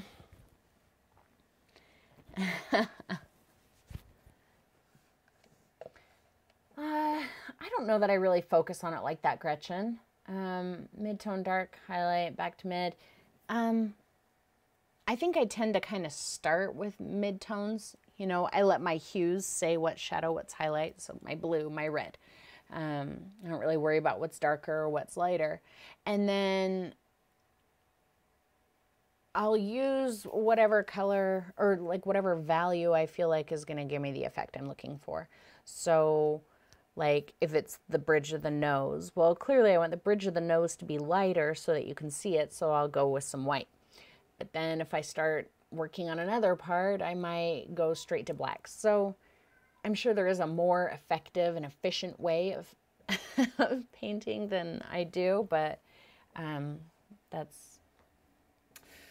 very fly by the seat of my pants in just about everything that I do. Oh, the way I painted my kitchen counter. Yes, yes, yes. Good, good, good. I'm glad that that was helpful. Good. Oh, next week's painting. You guys want to see that? Lisa's not here, is she? Thought Lisa would like it. Well, maybe she'll be here tomorrow. Okay, so next week's painting, it's the painting itself is fairly simple. The video is a little over an hour long because but that's because oh, got it. That's because I'm more telling you about how, you know, right now I really want to try and focus on using art for relaxation and just kind of like self-fulfillment rather than, look what I painted. I painted this pretty picture. It's going to go great over my couch, or my mom is going to love it for Christmas, or whatever.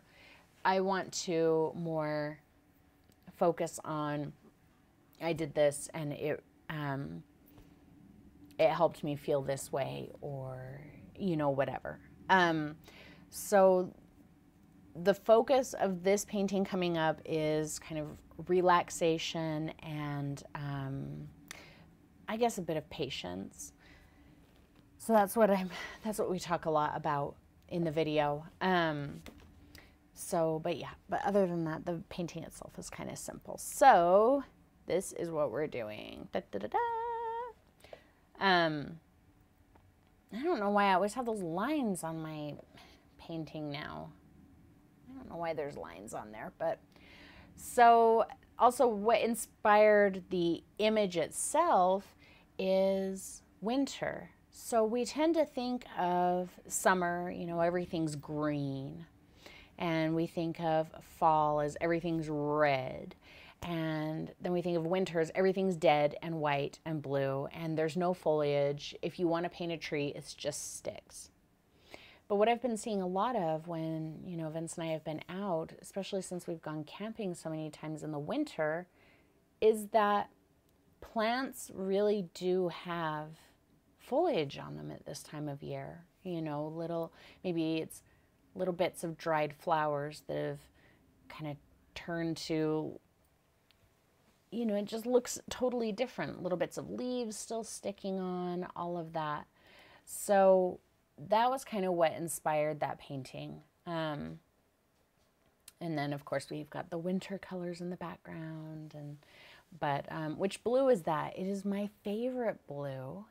It is a mix of phthalo blue and burnt umber. Nothing else gives you that gorgeous green jewel tone like phthalo blue mixed with burnt umber. Yeah, so that's that's what I did there. Um, so yeah, it's a pretty simple painting. Pain's great. Nope, no pains.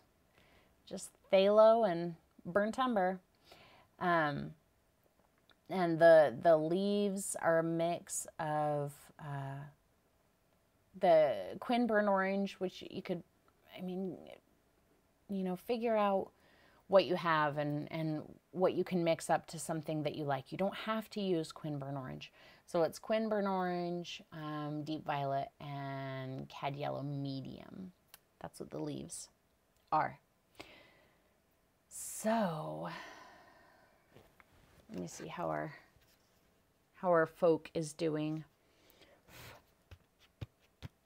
Getting kind of dry, except for the forehead where I just added a bunch of matte medium. Oh yeah, Deb, you could totally take that and run with it into a series. Absolutely, it would make a good series.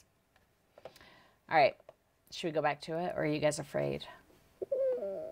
I'm kind of afraid, because now I'm to a point where I'm like, it's not looking too bad. I can see the potential for this to become a painting that I like.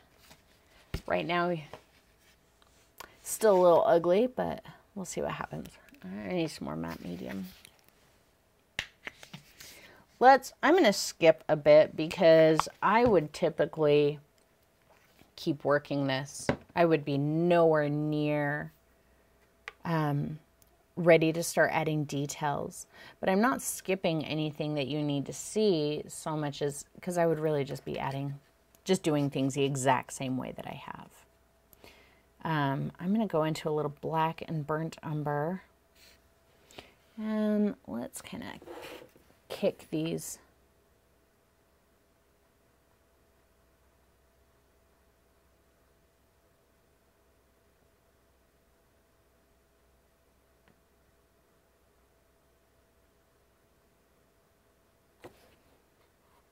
Sorry, you kind of lost me there for a second, didn't you? Kick some shadows in.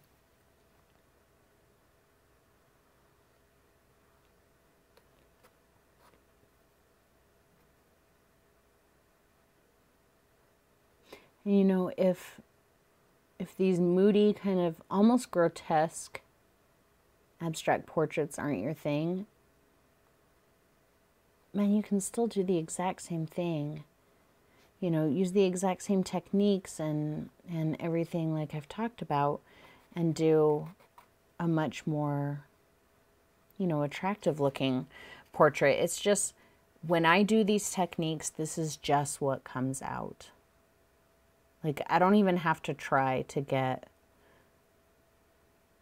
grotesque portraits. It just comes naturally to me. It's how I roll.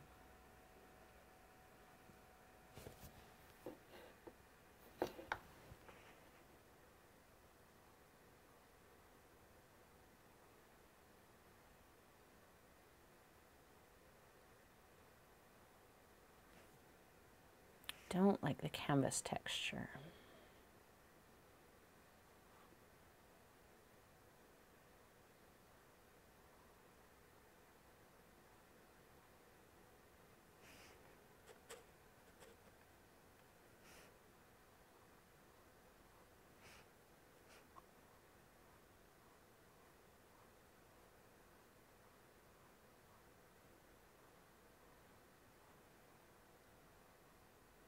Oh, that shadow got a little yucky and big, huh? Let's get a little bit more of that red-white mixture in there.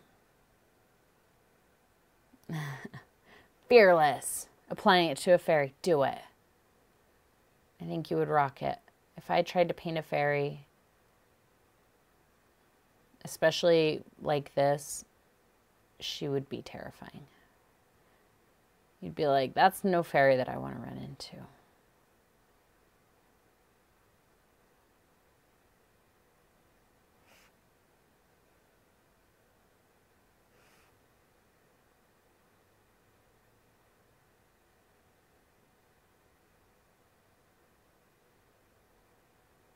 on, eyebrow. Where are you at? Where's my eyebrow at?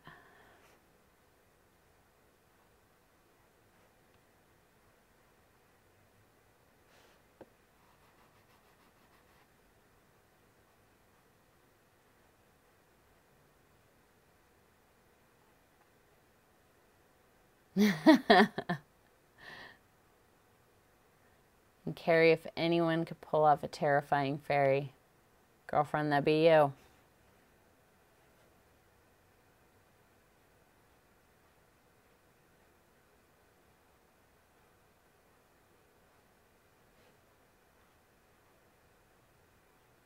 Ugh. That side looks yucky. Let's fix that up.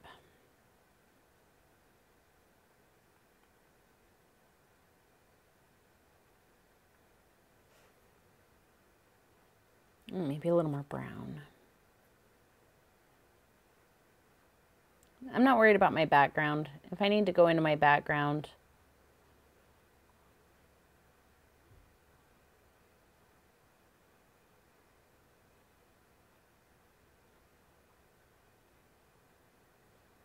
I'm not loving that side. That's all right. Let's just keep going for now. I think you guys kind of get what I'm getting at here.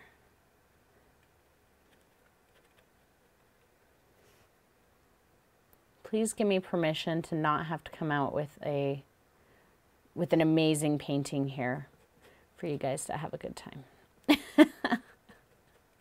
Then I can be like, okay, you get it. Little dashes, get that dark color going. We got to do something with those eyes, man. They're looking scary and not in a good way. I usually do the eyes last because I feel like if I do them too soon, they kind of set the personality. I don't know. I don't know how to explain it, but I usually do the eyes last. This eyebrow was kind of getting cray.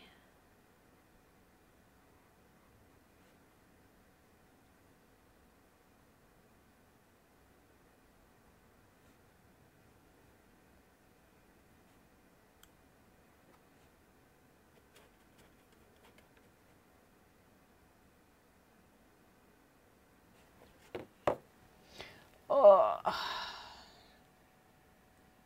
my arm is getting tired. You guys are sweet. Yeah,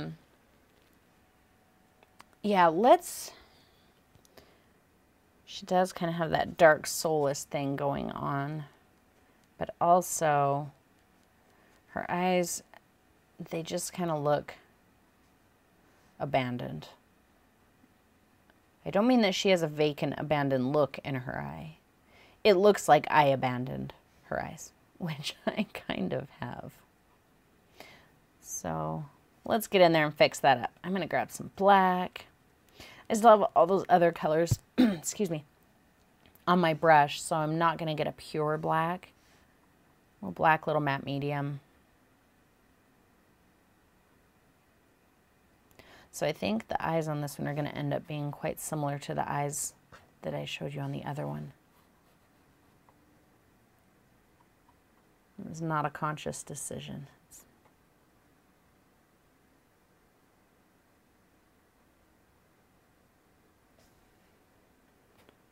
A little bit of white.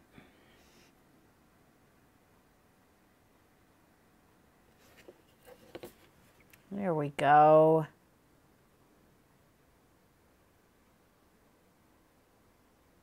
Now we're starting to get some life in there, aren't we?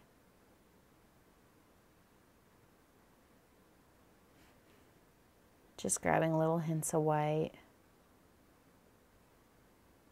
If you've never done an entire painting start to finish without cleaning off your brush, you are missing out.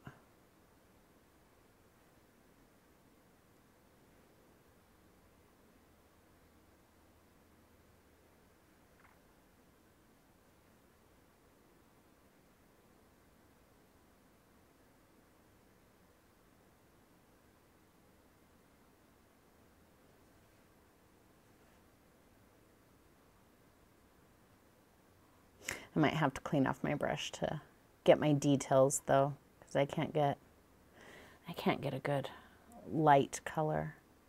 I'm really kind of skipping quite a bit to get right to the details. But like I said, if I were actually working on this, this would have still several hours worth of work in it.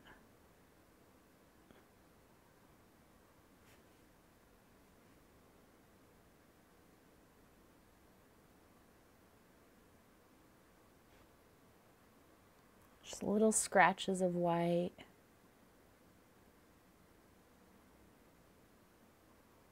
Don't be afraid of going too bright. You can always take it back.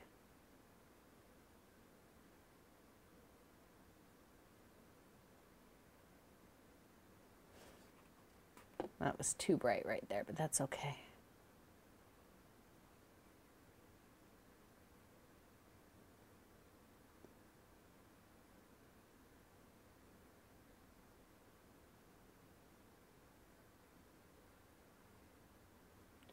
Man, I really hate that side of this face. I don't like this side at all. It looks horrible.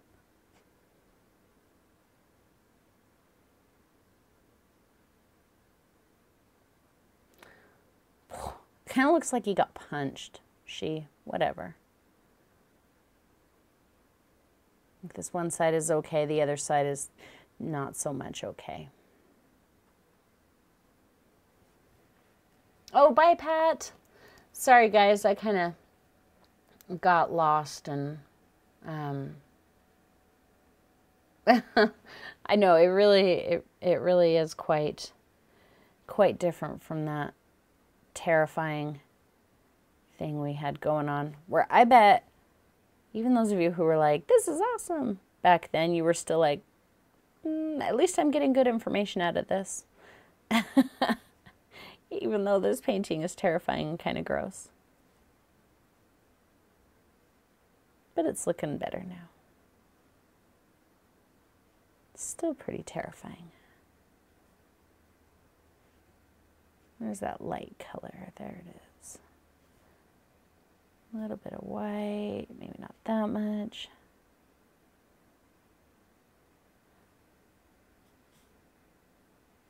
We are going to finish this before we end today. I promise. We're not going to have 3 parts on this bad boy because I won't be able to come back to it. I won't have the same feeling. I have to always finish these in one sitting. I cannot come back to them. Just little pinpoints of white. My brush is barely touching. You can do the same thing with dark. Just come back with some little pinpoints of dark and, you know, like right under your highlight.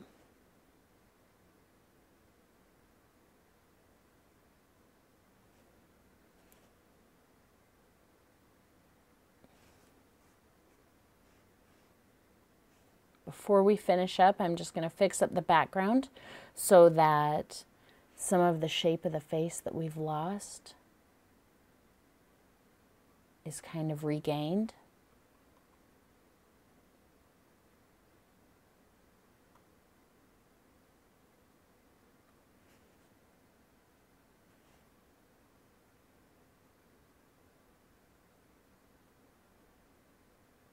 She's making a kissy face, isn't she? She's going.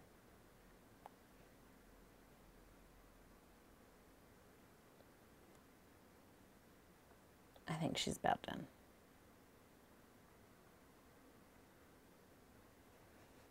Yeah, I like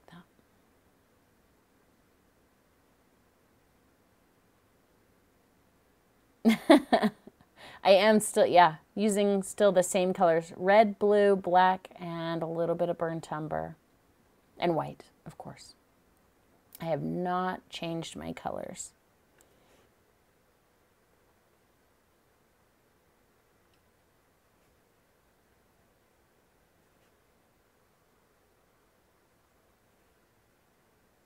All right. I think I am about to call her done. I'm just going to swipe a little bit of some red near the jawline. That will kind of help separate it from the neck, because I'm going to take some blue and some black right down here with a nice crisp line. Everything down here is neck.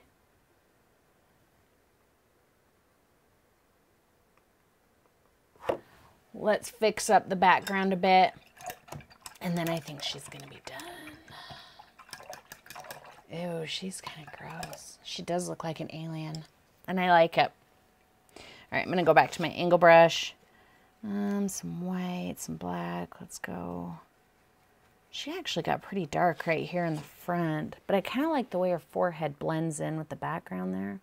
So I'm going to keep maybe the light color right here.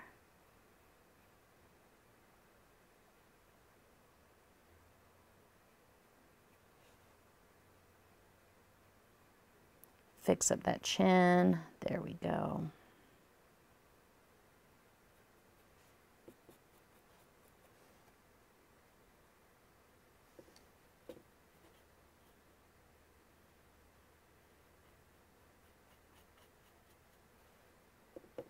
And some black.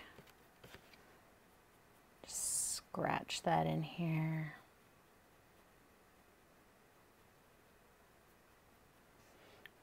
A little more black for that top corner. You know, and overall, I don't hate the green.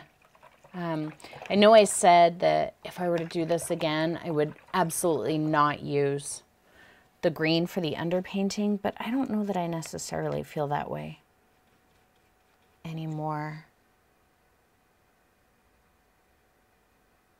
Man, I could keep working on this for hours and hours. All right, we're done. I'm done. Yay. All right, let's see how our little alien lady turned out.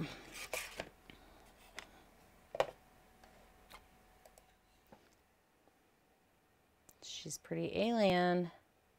Ta-da! Sorry, guys. I know there's quite a glare. I'll get a photo. I'll post a photo to you. Yeah, I don't hate her. I would like to have put in a little extra time, a little more time with her, particularly around the mouth and the nose. I feel like I could have spent quite a bit more time there, you know, and amped up the details. I really like the kind of the bags under her eyes. I really like her forehead. You guys can't really see it. It's just kind of like, but I can see quite a bit of the green. It's very mottled. It really kind of looks like skin to me anyway. The forehead, let me see if I can, there. Yeah, you can kind of tell there. So right up through here, I really like the way that turned out. And I think part of it is the way the green shows.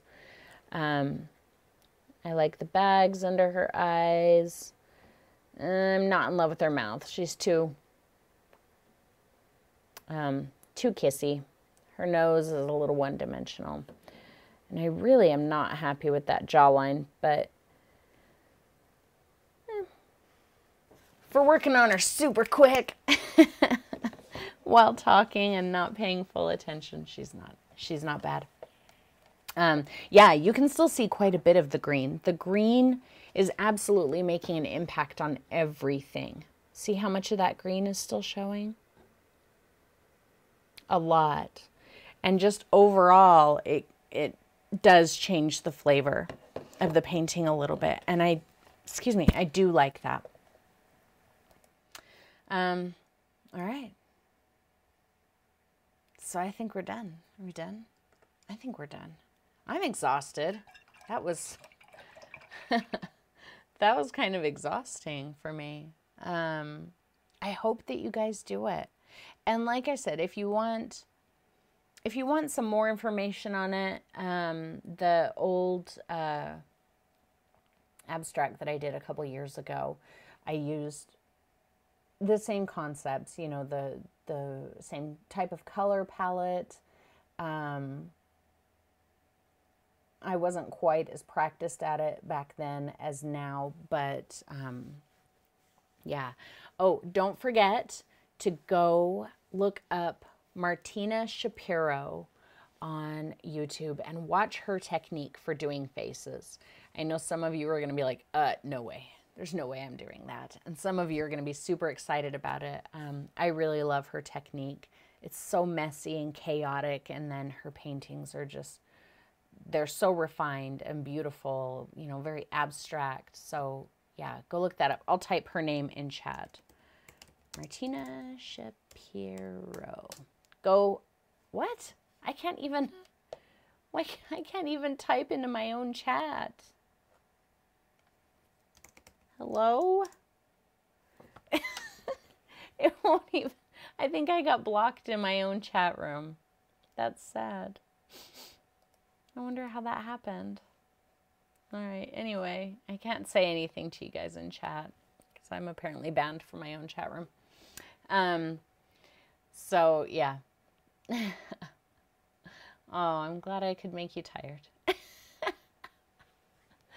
All right, I guess I better go cook Mr. Jane some dinner since he didn't cook me dinner while I was working. He's not listening.